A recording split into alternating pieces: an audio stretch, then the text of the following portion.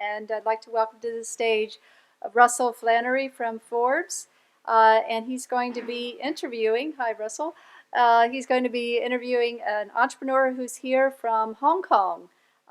And we're talking about a company that's in a really buzzwordy kind of space, in the wearables space. And so this is Aaron Wang, founder and managing director of AdvanPro. So Aaron and Russell, take it away.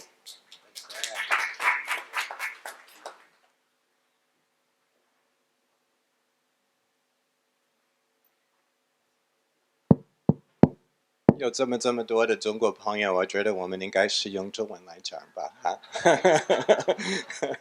But we won't be doing that because we're not going to be speaking Chinese because this is an international gathering that we're all thrilled to be here for today. And very happy to be here to support our Forbes.com columnist Rebecca with her annual event here in Shanghai. I was looking at Zhang Yang's memorable shirt there, and I was thinking that I hope he can hurry up and get to that 500,000 target, so he can go out and get another shirt. Or you can use a time-tested technique, perhaps from a journalist, which is to invest in a jacket. All that extra weight you've accumulated over the years together that way. So unlike the first two tech chats that were a little bit narrow in their focus, we're really got a big swath of market to talk about here today with wearable electronics, and we have a really outstanding pioneer from Hong Kong. Working in Hong Kong here to talk to us about that. So, right. So welcome, Aaron. Aaron, you're from actually Shandong. Yes, my hometown is Shandong province, right. How did you make it from Shandong down to Hong Kong? Yes, I born in Shandong, and I joined my college in life in Tianjin, and normally in Tianjin Polytechnic University. And during my college, I design is in textile. In the fiber, what you wear, I mean the fibers and yarn, the fabric, even the garments. I did all this stuff, this kind of stuffs. And then 10 years before, I worked in Shanghai, in the business company. I designed some sportswear for Europe and also Canada. And which company was that for? It's Tianjin Silk Import Export Corporation. They deal with some garments export to Europe and Canada. And in 2004, I come to Hong Kong to study, start my another career and start my PhD study at Hong Kong Polytechnic University. Okay, so that's quite a leap between being working in a trading company in Shanghai and then going and pursuing a PhD at Hong Kong Polytech. So now, how was it that you became an entrepreneur while you were getting that PhD? Yes, during my research, tell a little about my background, my research team, and we are well first, I think, leading we call it smart textile. In my group, we have two kind of focus on two areas. One is for functional textile. I mean, that's kind of some fibers have specific function, just like UV, some electricity like that. Another is we put more effort in is we call it smart textile. That means the textile material can have some function to sense, just like a temperature or human body information, and also like some pressure like that. What we focus before 10 years before we do the project, we get some funding from Hong Kong government to do some sensors can be wearable. That's mean just like common fabric, easy to wear and can be washable, and can also you can put in washing machine to wash this kind of sensor. This was the target because we look at this area will 10 years before I think it's my professor and the team. We look at this area will be a good market, and the people will need that. So we do this kind of research over 10 years at Hong Kong Polytechnic University. How did that team come together? The team at the university is the professor leading, and when they get funding from government and it's Hong Kong government support, then we will hire talented people all over the world, and some from Europe or even mainland China, even based in Hong Kong. We normally we got around 20 to 30 people in the group in Hong Kong Polytechnic, and now we got around maybe 28 people now at present. The Hong Kong government also helped you get set up in the science park in Hong Kong. How did that work? Yes, Hong Kong there are two groups, one science park and another is Sept, and they have do a lot of things to I think to support technology. I think even the RTC or the government they got some funding for university and also for industry, and for we the company we founded in 2010. After funded the company, we joined the incubation program of Science Park, and we have a 3 years incubation program, totally 3 years. We just graduated from the program. I see. So they gave you help with office space. They gave you some funding. Yes, right. They got 3 years of office, and also the facility we used. Also, they got some test lab. Before Besides that, Science Park also offers, I think, that mentorship program. Also, they can some professional, I think, accounting or lawyers help us. All is paid by, paid by Science Park by the government, and all this incubation company can use this kind of resource, and also such like if the company want to fund some annual fund or venture capital fundraising, they also have professional team to support. I think it's good for some startup company. Yeah, it's interesting how Hong Kong. It's interesting to me, anyways, how Hong Kong is, even though it's a financial hub and it's a multinational center, is still trying to nurture entrepreneurism, especially that reinforces some of its competitiveness in traditional industries like textiles and apparel. Now, did you bring anything to show us today? Okay, I take some samples. You can see that. You can see the common fabric. What we do, you can see the black part. Each one is a sensor, and this sensor can be this sensor can be stretched to 60%. The working range, it can be long, very very big, and it's we are not as this kind of sensor, and we can do some waterproof package. It can be put into washing machine, can be washed, and it can sense pressure and deformation, and very easily built into garments. Just like a cushion or garment or footwear like that. That's what we do.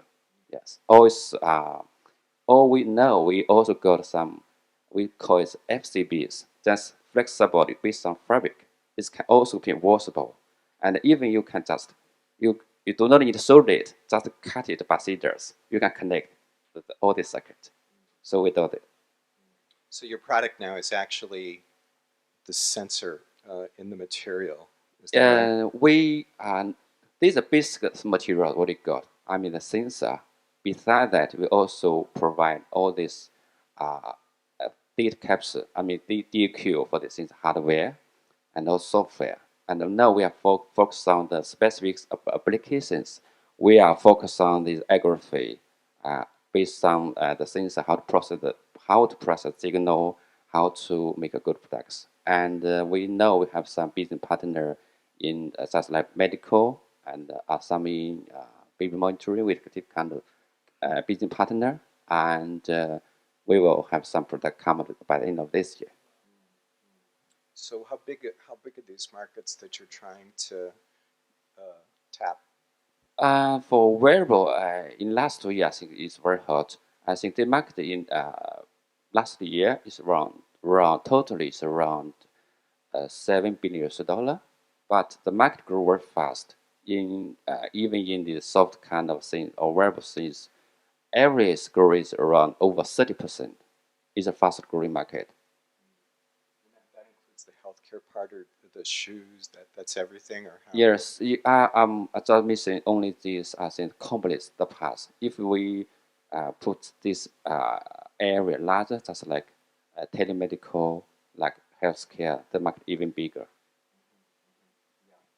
So some of the products that we were talking about before when we were just getting together outside were clothing that monitors your kid's temperature, and you can use Bluetooth to transmit it to your mobile phone. So if you're dad and you're wondering what's going on with your son who stayed home from school, you can access that kind of information over your mobile phone.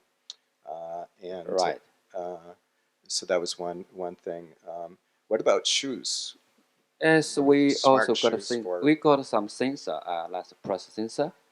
This sensor, we can adjust the modulus. Doesn't mean the sensor, I mean the modulus of the sensor is same as the insole, so the people will not feel that.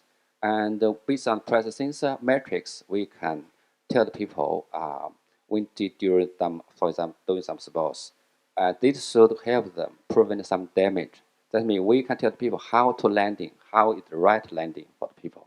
For example, normally people like a back strike, right? Sometimes if doing running is not so good, maybe a flat or four strike, full strike is good. So we can tell the people, and also we can get exactly the value. I mean the pressure of each below is foot.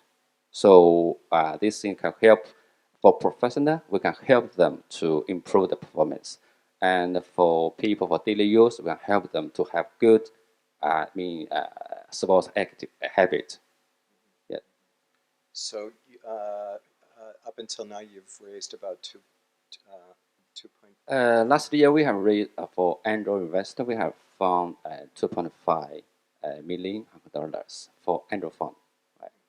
And now we are prepared for the A round 0A. Yeah, we are doing that. How much you want to raise, and what do you want to do We with the probably money? raised $3 million, and especially for because we have several products for mass production. Another is we want to build up the team, and also we have long-term investment in our things, new kind of things, technologies. Any questions about this fast-growing field that will? How many people would want to wear one of those shirts? Okay, there's one. Only one? Not much of a wearables market here then. I thought this was a techie crowd Yes, here. okay.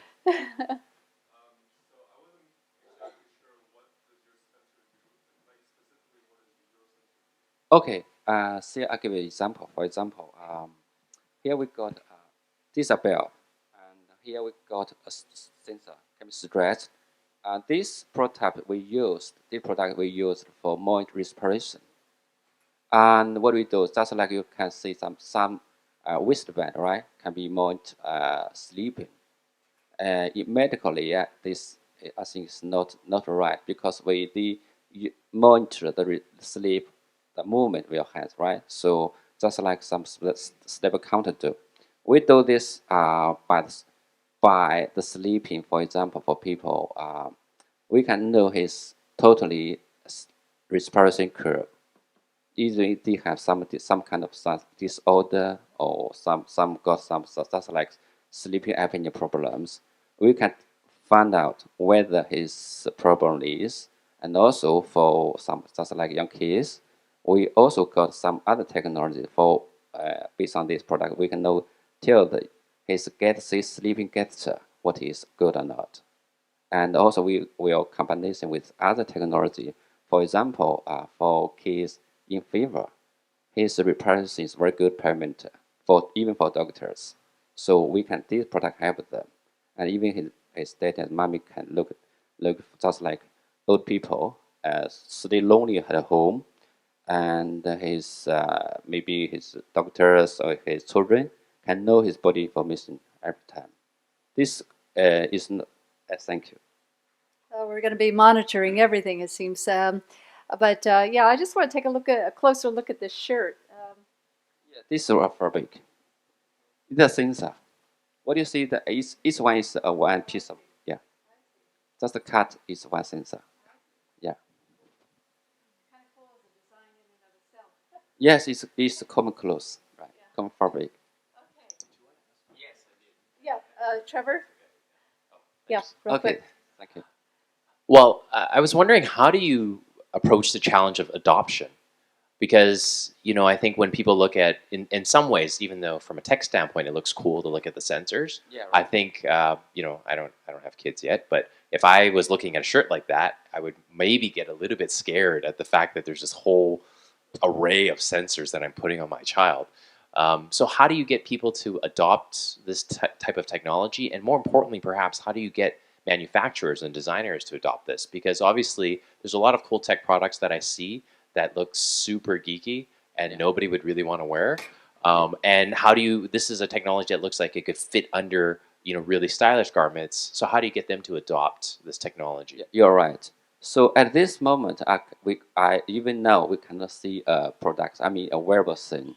People will be like to use, I think, for every 1 or 2 or 3 months, because they cannot get necessary data. I mean, just like wristband, we can see most wearable products in the market now.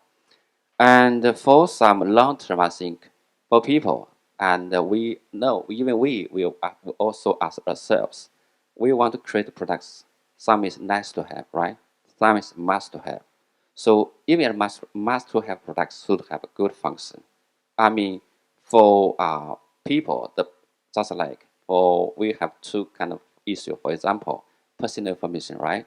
Another is what we get from the data. So, so the accuracy is 1 point. Another is for people, just like we want to know his body information. So just like for long-term monitor, we should have this kind of products. For example, just like people got heart disease, right? So they cannot, for example, this kind of disease will happen. The frequency will